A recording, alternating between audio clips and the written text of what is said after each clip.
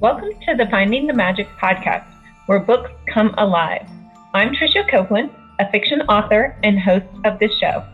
If you love books, finding great reads, and hearing about the story behind the story directly from the authors, this is the place for you.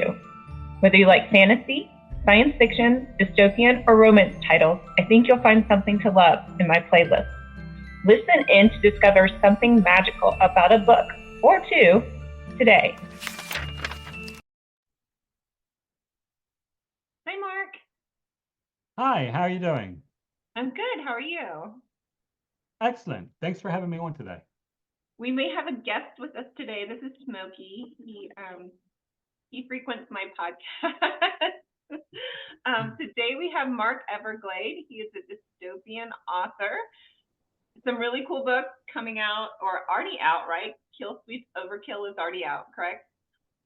It'll be out in about 3 weeks, and 3 weeks. but the original ones in the series are out at this point. Okay, fine. Well, I'm excited to dive in. Do you want to talk about this book first or your other books first? I can definitely talk about kind of the overall approach to the series that I've done, I guess. Okay. So yeah, for the past 5 years, I've been writing a sort of cyberpunk meets space opera environmental type fiction. So I was reading NASA's research and on different planets that are similar to Earth, and I found a planet, Glycine 581G, that was almost exactly like Earth, but it's half of the planet is always dark, and half of the planet it's always daytime.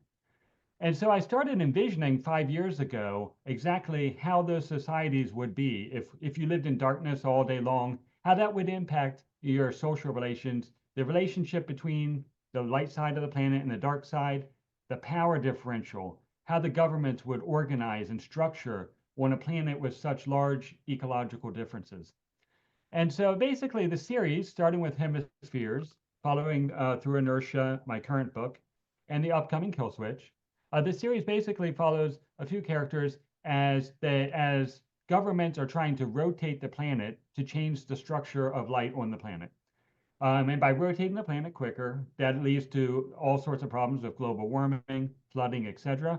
And that's where the dystopian element comes in, is sort of the difference between how corporations and governments are profiting off of environmental destruction and how characters from normal walks of life are trying to set things right again.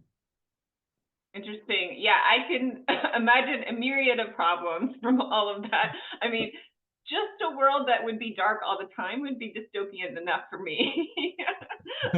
Not to add, so could you speed up the planet to make the other side light or not really?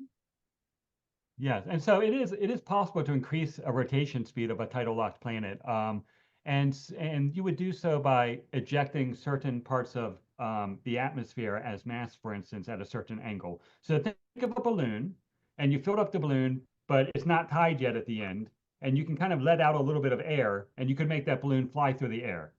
And so that's kind of how you would rotate a planet. Yeah, because it doesn't have as much mass, it might not have as much gravity, so it would spin faster. Is that right?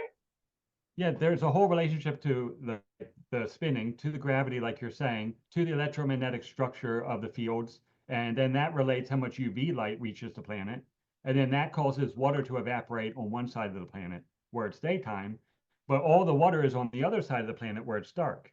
However, it's usually frozen in the form of ice. So Oh, over the that's course of the series, yeah, over the course of the series, that ice starts to melt, and it allows me to explore our current problem with global warming, but to do so in a less controversial way by placing it on another planet. I think fantasy and sci-fi can do those very well because they're a little bit of safe spaces. Talk about those maybe in a way that's not so polarizing, and to help maybe people think about them. Was that your initial goal in writing it, or did you just want to write something fun?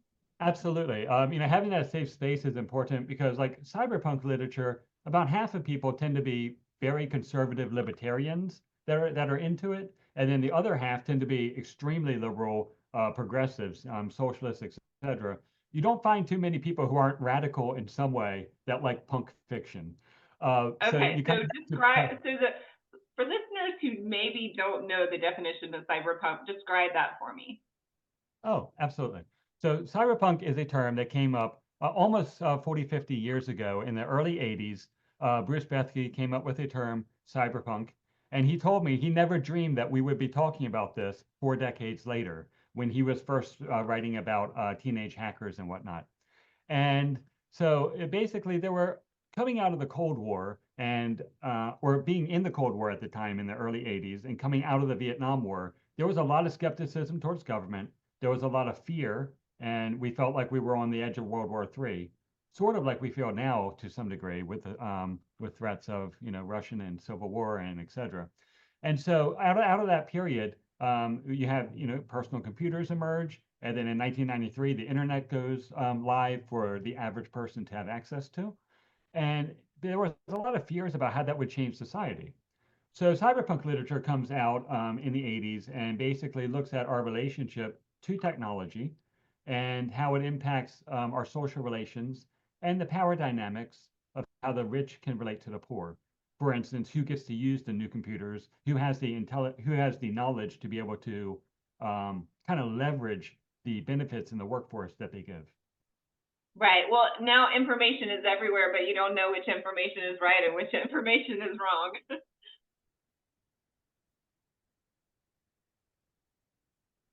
So tell us about your characters. So my characters, um, I try to follow the same family throughout the series because I like books like Dune, where you get to see intergenerations, grandchildren and children, and have kind of a dynasty there that builds up. But one of my main characters is Ash. In the book Inertia, she is a geologist who's studying the planet and comes up and basically knows too much. She finds out some information about who's profiting off of it, off of the environmental destruction. It puts her life at risk. And so she has to rely on the greatest terraformer, the greatest scientist on the planet to help her. And it's her father, Severum, but Severum doesn't know she exists and she's never met him. And so I try to create a sort of a family tension there where you look at, what's it like for somebody to have to rely on a man who is her father but doesn't know she exists. And basically looking at how the family dynamics change over time. And and so that's one of the way following her throughout the series. I wanted to use a female protagonist because women in cyberpunk literature are pretty much like they're often like Trinity in the Matrix, where they're just dressed up in leather and they're overly sexualized, and that doesn't really do much for to promote women's rights, and it can be rather misogynistic, I find. So I tried to create a less kind of sexualized, strong female character because in the end, we're creating role models, we hope, for the younger generation to follow, and we want people to have a good sense of self. Well, that's interesting, yeah, because one of my first questions sometimes is for either gender writer. If you're writing a different gender character, what was your decision process on that? And so you already answered that question. Fun. It's very hard to do. It's very hard to Yeah, take. yeah, Usually tell when a male writer, yeah. yeah, I let my husband read mine. So he gets to say whether I did a good job or not. That's kind of scary to speak for all of one gender, right? Absolutely, absolutely. So in Kill Switch Overkill, what set that one up for us? So basically, it's the antagonist, Sabrina Underfoot, and Sabrina is she's basically a genius college student who watches all of her inventions be stolen by the university for profit, and they don't recognize her as a woman for her accomplishments. And we know female scientists have typically been under-recognized for hundreds of years as far as their accomplishments. Even with things like evolutionary theory, only the men get credit. So she doesn't get credit, and the oligarchs on the planet, the totalitarian kind of oligarchy, they see her skills and they take her in, and they use her skills for basically, profit and evil and destruction and whatnot. She's just obsessed with life being a game and wants to be recognized for her genius. And so over time, she notices the destruction that this causes as the planet just floods and basically people are living on islands isolated. And so she decides to react against the system by allying with those people that she used to be against. She kind of has to put her ego aside and realize I may not get a recognition for what I do in life, but as if I follow the right path and have good values, then that's half the battle. So Right. You have to count that as a win for yourself, right? exactly, and it's a sort of redemption tale. So So she's an antagonist turned protagonist, actually. yes, but she has an artificial intelligence that has taken over her the implants in her mind, and the AI tries to convince her to do bad things throughout. And so it's one of those things where the enemy is within you. In the old days, like maybe horror had like this idea of demonic possession, or like there's a character with a demon inside them or something. With cyberpunk, we can make it where it's like an artificial intelligence has hijacked your brain implants and kind of performs the same role of being this kind of demonic influence that you then have to resist. Yeah, it's interesting. I think was it a Dean Koontz book, maybe in the 80s or early 90s, that like all the computers took over everything. Was that right? Did I get the author right? No, I think there was because yeah, I read most of Dean Koontz's work and it was amazing. I love how he has. I actually took his structure of many of his books have a female character in one chapter and a male character in the second chapter, and they go back and forth between the two characters. And then at some point, halfway through the book, the characters meet, and it's this big thing. And so I've modeled, that structure at times. I kind of like switching characters every other chapter, like he does. But yeah, his works are all phenomenal. Fun, yeah. So now I just lost my other question that I had for you. What is your background? Do you have a science background, or do you do tons of research? I work as a IT program manager with the state, but my background is in sociology. So when you're studying, planets and space and whatnot, it's you kind of want to write what you know. So I try to minimize the natural science and look more at the social dynamics in my work. Okay, so this Being is a not hard sci-fi. This is more the dystopian cultural, where it's not humanity, but where is these people's culture going? Yes, exactly. You try to focus on that. I have a degree in anthropology as well, so that's kind of what I knew. And how they symbolically construct their culture, their gender norms, their religion. It's fun to build a world. Fine. So where do you see this going? Are you writing another book in the series? No, I think this will be it for a while. Following a couple of family tragedies, I'm kind of taking some time to rebuild my family and kind of envisioning what does life look like over the next 5 to 10 years. And I feel like, I have to get that structure down to really be able to create a space where I can create. Sometimes when things happen in life, you go into survival mode, and the arts can be there as a catharsis, but you can also sort of lack the focus to really focus on something like that when you have major things going on in your life. Yeah, I completely agree. So it's interesting to see, especially interviewing authors starting in 2021. It really seemed like people who were already writing and are already authors stopped writing, and people who hadn't written before started writing. So we had this whole new. I did this during 2020. And I experienced that too. Like I really didn't write. I just watched Vampire Diaries over and over and over, but then yeah, so 2 years ago I lost my sister, and I've been sort of just like frozen, and Sure. I'm like, it's okay to be frozen. You're just gonna like figure out what's the next move and move on from there. So completely understand that. Yes, I'm sorry for your loss. Yeah, sorry for yours too. Thank you. Thank you. Yeah. So what you talked about Dean Koontz as maybe a little bit of an inspiration. Who else do you read? William Gibson, he did the show like Johnny Mnemonic, for instance. That was based on his story. And he did the Peripheral series on Netflix. In addition, people like Neil Stevenson, who wrote Snow Crash and is always being interviewed in Wired magazine. Dr. Melissa Scott and Dr. Dora Raymaker. There's a lot of great female cyberpunk writers that are coming up. Anna Mossacat, Dr. Ren Warham. I find that women really approach the genre a little bit differently. It's a little bit more focused on freedom and gender freedom and basically being able to express different sides of yourself. Um, and they really create a very strong characters in the genre. While a lot of the men create more stereotypical kind of trophy characters or token characters, which don't really drive the genre forward and don't really drive society forward, in my opinion. Yeah, that's interesting because I guess cyberpunk as a genre could be set in the past, could be set contemporary, it could be set in the future, could be set in our contemporary world, it could be, or not contemporary, but a Mhm. human world, I guess, right? Or it could be set in a space world, or like you have it like a dystopian, you know, are they aliens or are they much like us?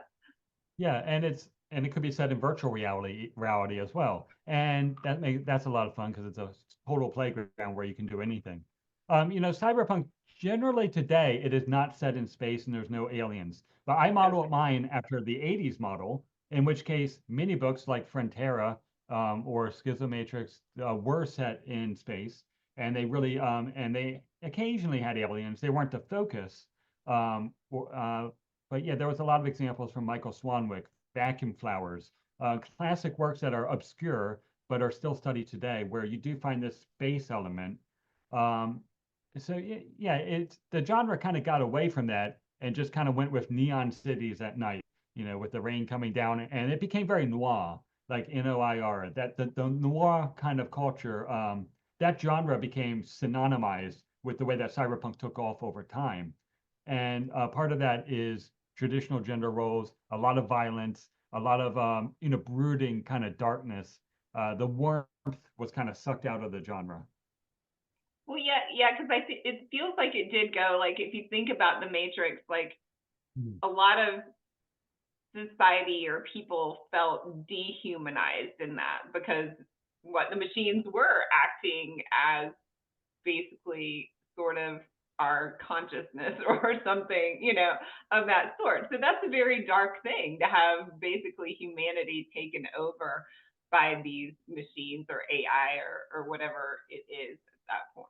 So yeah, that would be a sad thing, and that's a very dark thing. So I guess bringing humanity back into that may be a good thing. Sure, absolutely.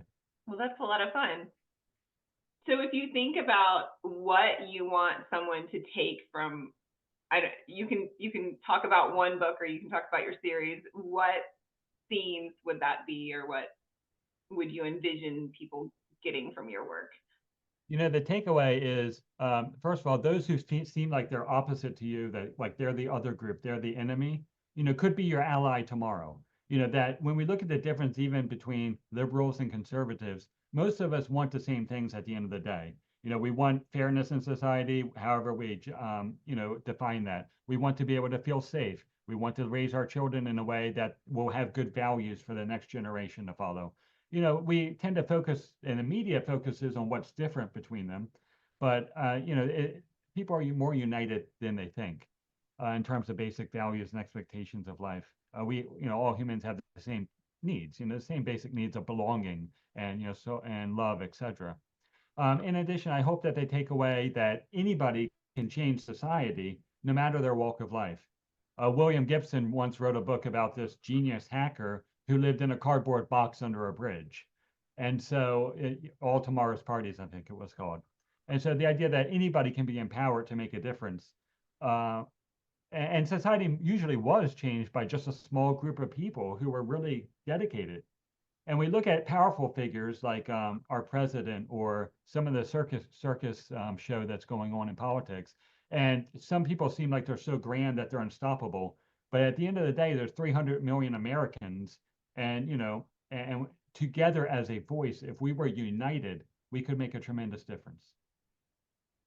Those are some really empowering thoughts, and yeah, that sounds like something people would like to read. Where would we find you in your books? So I go to book fairs around Tallahassee, Miami, Thomasville, and other areas. However, if you're not in the Southeast, you can also go to markeverglade.com. And on there, you can sign up for my mailing list. There's free short stories that I'll send you. In addition, my contact information is on my about page. you can read about my work a little bit. I also reviewed a couple hundred books in the genre.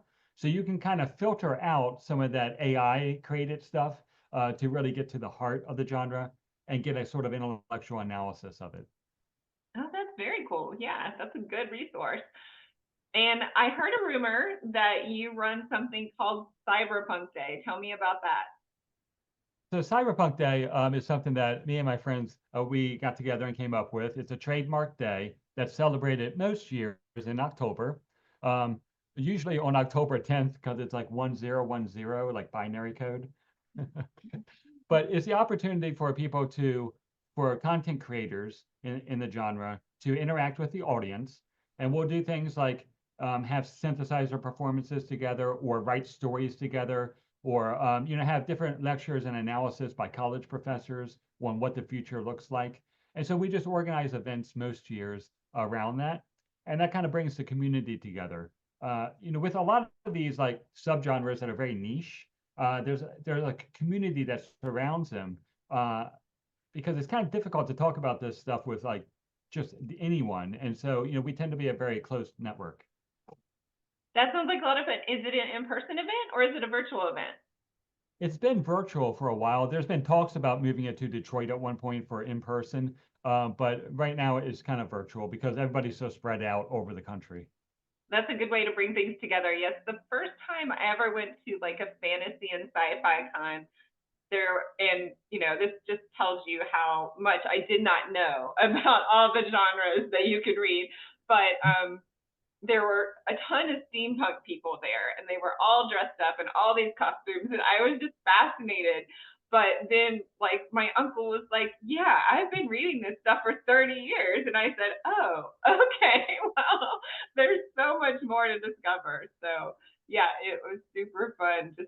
And they would be completely in character, and yeah, so I can imagine Absolutely. that this would be just as fun to like geek out with everyone in that field. Absolutely. I was talking to Kevin Jeter, who came up with the term steampunk, and he came up with it as a joke. He didn't intend for it to. The New York Times asked him, "What do you call this genre?" And he's like, "I don't know, steampunk or something." And it actually took off. And yeah, he was an interesting fellow. He also wrote The Mandalorian season 2, so Oh, okay. and Blade Runner too. So he's a neat guy. Well, fun. Well, thank you so much for being here. And we will have all your links so everyone can find you, Mark Everglade at markeverglade.com, and look up Cyberpunk Day if you'd like to be involved in that. And thank you so much for being here, Mark. Thank you. It's been an honor. Yeah. See you later. Bye. I hope you enjoyed this episode of the Finding the Magic podcast. I'm your host, author and podcaster Tricia Copeland, and I love getting behind the scenes. If you like the podcast, make sure to subscribe and stop in each week to discover new authors and books. Thanks for listening, and until next time, keep finding the magic.